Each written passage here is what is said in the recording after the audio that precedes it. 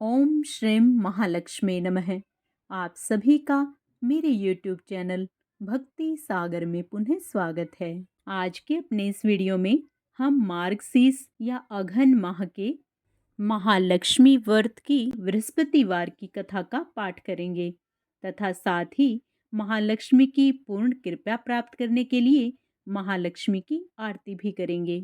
आज का अपना वीडियो शुरू करने से पहले आप सभी से विनम्र प्रार्थना है, यदि आप मेरे चैनल पर नए आए हैं तथा अभी तक आपने मेरे चैनल को सब्सक्राइब नहीं किया है तो सभी प्रकार के व्रत त्योहारों से संबंधित जानकारियां प्राप्त करने के लिए, सभी व्रत कथाएं सुनने के लिए तथा मार्गशीर्ष माह में भागवत कथा तथा कृष्ण बाल लीलाओं का आनंद लेने के लिए कृपया मेरे चैनल को सब्सक्राइब अवश्य करें।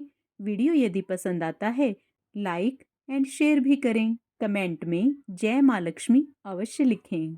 श्री अघन बृहस्पति व्रत कथा या श्री महालक्ष्मी की व्रत कथा के स्वर्ण और पाठन करने से दुख दरिद्रता दूर हो जाता है। श्री महालक्ष्मी माता की कृपा से सुख संपत्ति ऐश्वर्य प्राप्त होता है, मन की इच्छाएं पूरी होती हैं। श्री महालक्ष्मी माता के अनेक रूप और अनेक नाम हैं। भूतल में वे छाया, शक्ति, तृष्णा, शांति, लज्जा, श्रद्धा, कांति, वृत्ति, समृद्धि, तुष्टि, माता, अधिष्ठात्री एवं लक्ष्मी के रूप में स्थित हैं। उन्हें हम प्रणाम करते हैं। कैलाश पर्वत पर पार्वती, अक्षर सागर में सिंधु कन्या, स्वर्ग लोक में महालक्ष्मी, भूलोक में लक्ष्मी, ब्रह्मलोक में सावित्री, ग्वालों में राधिका, वृंदावन में रासेश्वरी, चंदन वन में चंद्रा, चंपक वन में गिरजा, पद्म वन में पद्मा, मालती वन में मालती, कुंदन वन में कुंददंती, केतकी वन में सुशीला, कदम्ब वन में कदम्ब माला, राजप्रसाद में राजलक्ष्मी और घर घर में गृह लक्ष्मी इन विभिन्न नामों से पहचानी जाती हैं। इस तरह सर्वथा चारों ओर सर्वभूत में सुप्रेचित माता श्री महालक्ष्मी की यह कथा है। अब हम इसका स्वर्ण करते हैं। द्वापर युग में सौराष्ट्र में उस समय भद्र शर्वा नाम के राजा थे। वे बड़े पराक्रमी राजा थे। 4 वेद, 6 शास्त्र, 18 पुराणों का उन्हें ज्ञान था। उनकी रानी का नाम सूरत चंद्रिका था। रानी दिखने में सुंदर और विलक्षणा थी और पतिव्रता थी। उन दोनों को 7 पुत्र तथा उसके बाद एक कन्या का वरदान मिला था। कन्या का नाम श्यामबाला था। एक बार महालक्ष्मी जी के मन में आया कि जाकर उस राजा के राजप्रसाद में रहें। इससे राजा को दुगनी धन दौलत की प्राप्ति होगी और वह इस धन दौलत से अपनी प्रजा को और सुख दे पाएंगे। गरीब के घर अगर रहे और उसे धन दौलत प्राप्त हो तो वह स्वार्थी की तरह केवल अपने ऊपर ही खर्च करेगा। यह सोचकर श्री महालक्ष्मी जी ने बूढ़ी महिला स्त्री का रूप धारण किया। हाथ में लाठी लिए लाठी के सहारे रानी के द्वार तक पहुंची। यद्यपि उन्होंने बूढ़ी औरत का रूप धारण किया था, पर उनके चेहरे पर देवी का तेज था। उन्हें देखते ही एक दासी सामने आई। उसने इनका नाम, धाम, काम, धर्म सब पूछ डाला। वृद्ध ब्राह्मणी का रूप धारित माता लक्ष्मी ने कहा, बालिके, मेरा नाम कमला है। मेरे पति का नाम भुवनेश है। हम द्वारिका में रहते हैं। तुम्हारी रानी पिछले जन्म में एक वैश्य की पत्नी थी। वह वैश्य गरीब था। दरिद्रता के कारण हर रोज घर में झगड़े होते थे तथा उसका पति रोज उसे मारता था। इन बातों से तंग आकर वह घर छोड़कर चली गई तथा जंगल में खाली पेट भटकने लगी। उसकी इस दुर्दशा पर मुझे दया आई। तब मैंने उसे सुख संपत्ति देने वाली श्री महालक्ष्मी की कथा सुनाई। मेरे कहने पर उसने श्री महालक्ष्मी का व्रत किया। श्री महालक्ष्मी प्रसन्न हुई, उसकी गरीबी दूर हुई।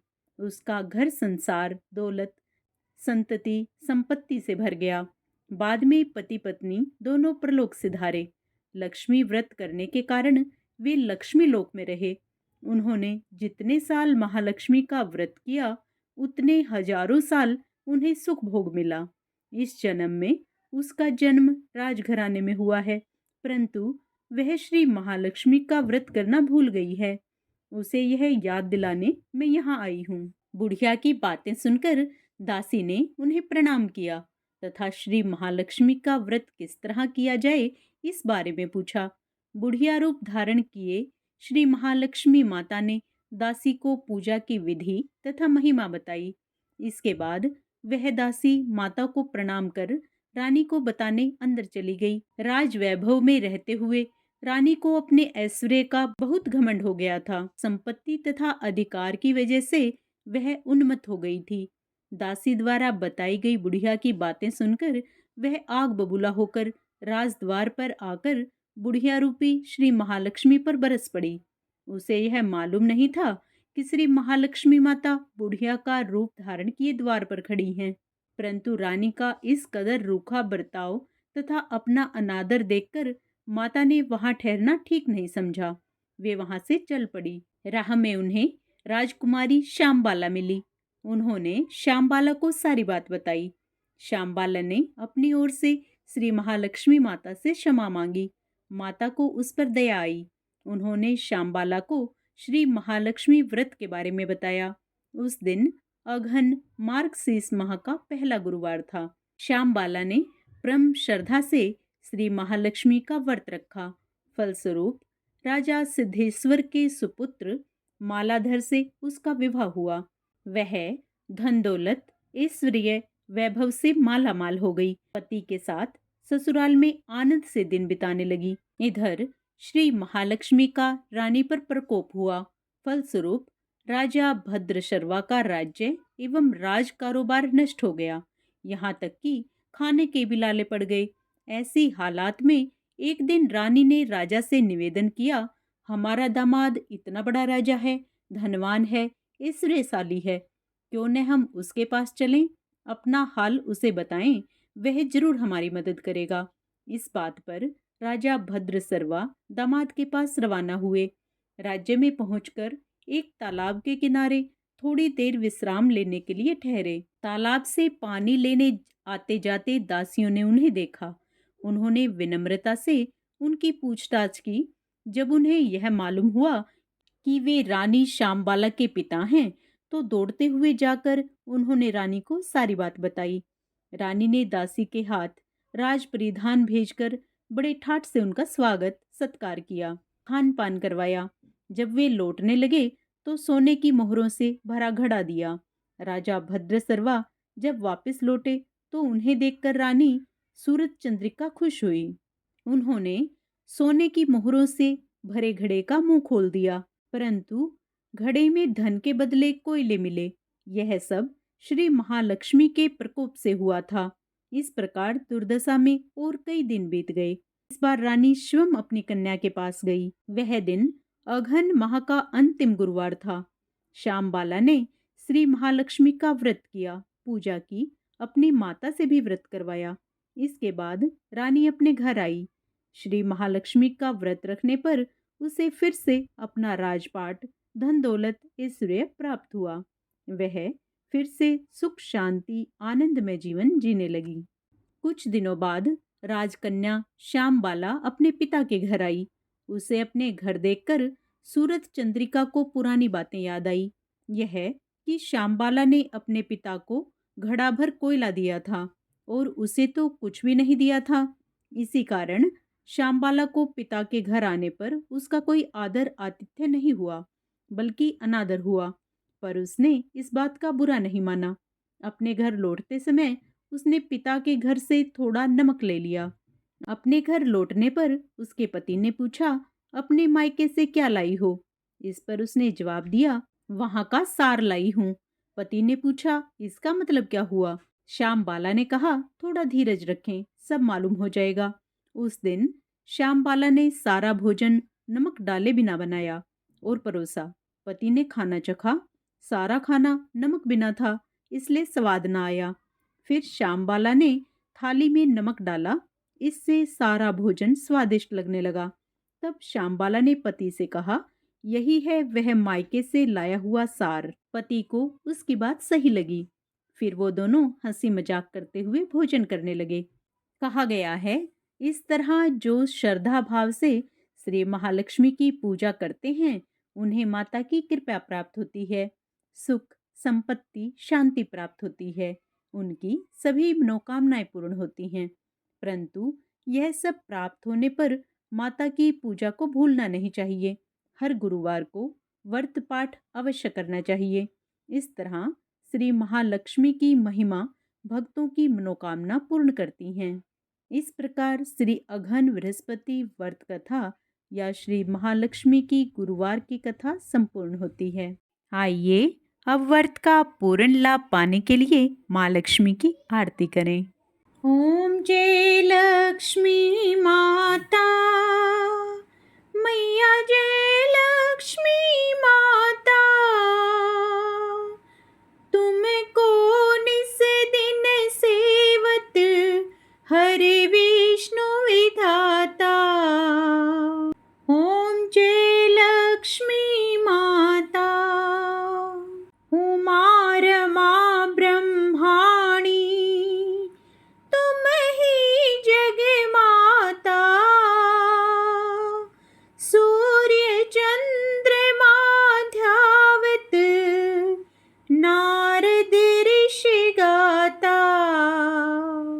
ओम जय लक्ष्मी माता, दुर्गा रूप निरंजति, सुख संपत्ति दाता, जो कोई तुमको ध्यावत रिद्धि सिद्धि धन पाता। ओम जय लक्ष्मी माता, तुम पाताल निवासिनी, तुम ही शुभदाता, कर्म प्रभाव प्रकाशिनी, भवनिधि की त्राता। ओम जय लक्ष्मी माता, जिस घर तुम रहती तहें सब सद्गुण आता, सब संभव हो जाता, मन नहीं घबराता। ओम जय लक्ष्मी माता, तुम बिन यज्ञ न होते, वस्त्र न हो पाता, खान पान का वैभव सब तुमसे आता। ओम जय लक्ष्मी माता, शुभ गुण मंदिर सुंदर, अक्षरोदधि जाता, रतन चतुर्दश तुम बिन कोई नहीं पाता। ओम जय लक्ष्मी माता, महालक्ष्मी जी की आरती जो कोई नर गाता, उरे आनंद समाता, पाप उतर जाता। ओम जय लक्ष्मी माता, मैया जय लक्ष्मी माता। अघन गुरुवार की व्रत विधि के विषय में तथा महत्व के विषय में हम पूरी जानकारी अपने पिछले वीडियो में डाल चुके हैं, कृपया उसे भी अवश्य देखें।